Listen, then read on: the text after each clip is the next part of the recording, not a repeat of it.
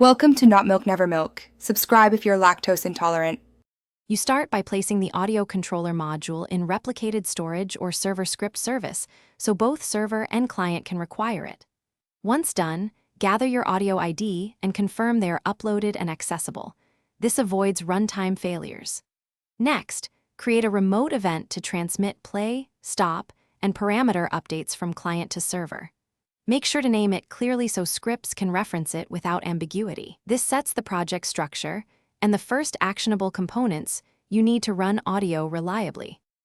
You now wire the server-side logic, require the audio controller, and create functions to spawn or reuse sound objects with given asset ID. Once done, handle remote event calls by validating player requests, checking permissions, and then creating or updating sound properties like volume, playback speed, and looped. Make sure to parent sounds correctly and connect ended events to cleanup. Also implement pooling or reuse strategies, so repeated plays don't create unlimited sound instances, and you finish by building the client UI that sends play, stop, and parameter change events to the server through the remote event.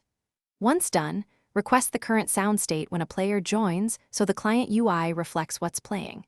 Make sure to debounce UI interactions and handle network latency gracefully by showing loading states.